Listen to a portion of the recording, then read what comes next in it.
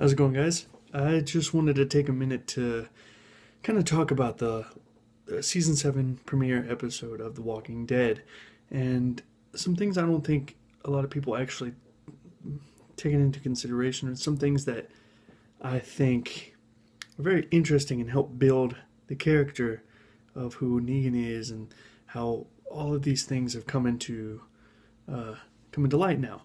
And I'm going to start out with the biggest thing is I don't think any of this just happened by chance. I think that Negan picked and knew exactly what he was going to do at every point of the episode. And what I mean by that is every kill, whether it be, oh, spoiler alert. If you don't want any spoilers, here's your chance. Okay, now starting from the killing Abraham, Glenn, taking Daryl, and breaking Rick. Okay, I think this was 100% planned. And the reason I say that is because Negan's not stupid. And it's been said many, many times that he is a strategist. He knows exactly what he's doing most of the time. Now, it's not always 100%, but think about like the idea that in most cases he's had to deal with all of the groups he's probably done this with. The general idea is always the same, and he goes into it thinking that it's going to be the same in this case, which it pretty well is. But starting with his first kill, Abraham, everybody knew that he was going to kill one person.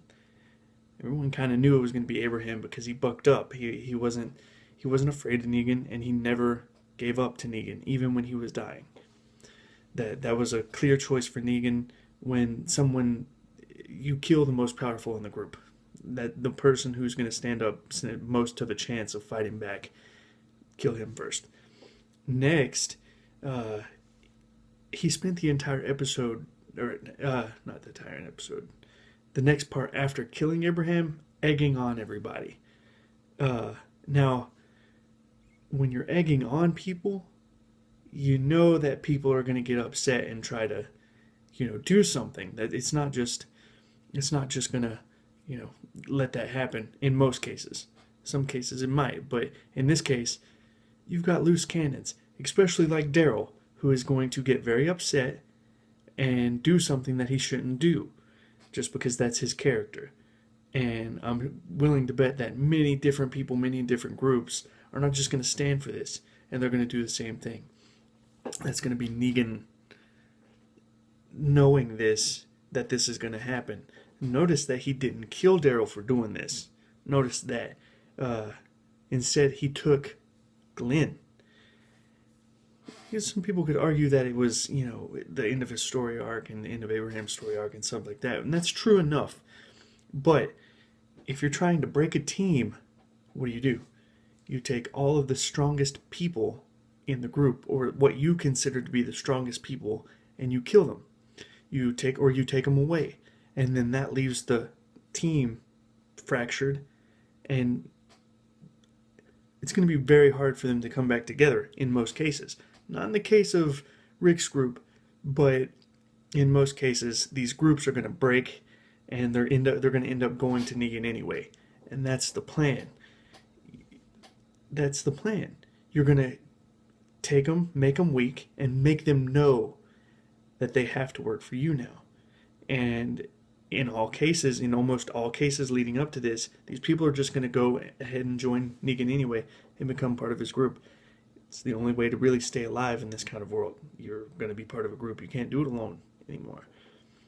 And the next thing is taking Daryl. That's another thing. That's another person that he just takes, leaving Rick even more in a hole. It's going to be way harder for the group to build back up in Negan's mind. Now, Negan doesn't know the full extent of how powerful Rick's group is and all of the different things, especially like the fact that Morgan and Carol are going to the kingdom to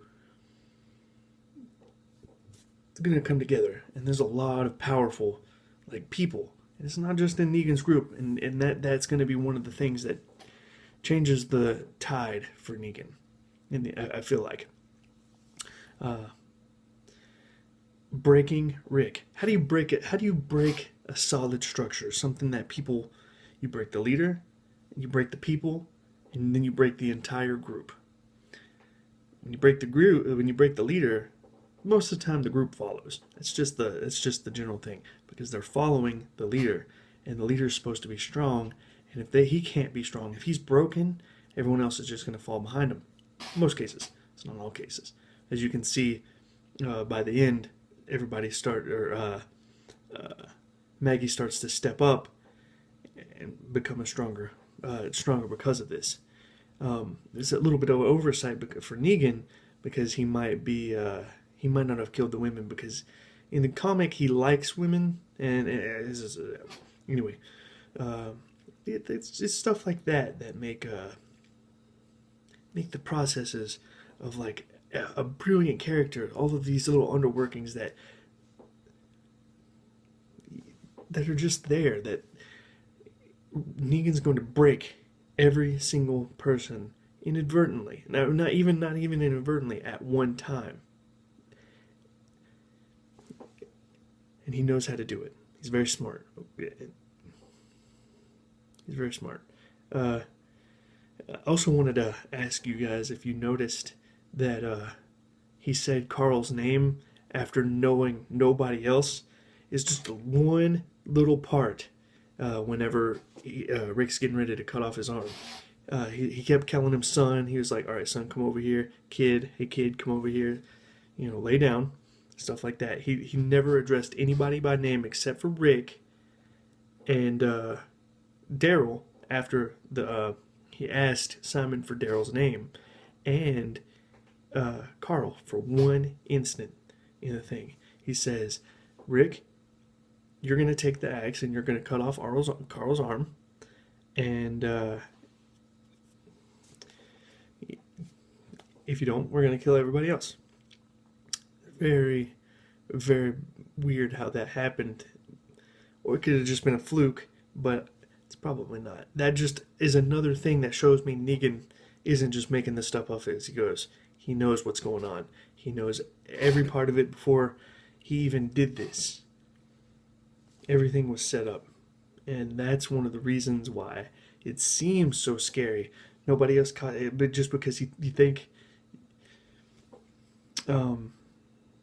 other than that, brilliant episode. Genius. Amazing episode. Especially, like, just the emotion that you get from everybody dying and all of this stuff going down at one time, being broken.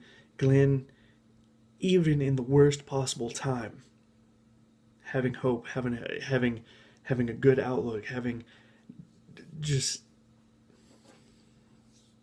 not even thinking about himself in this time. Abraham not giving Negan the pleasure of knowing that he broke him. Stuff like that. These little small things that just bring the entire thing together beyond what we consciously observe. That is genius. Thanks for listening.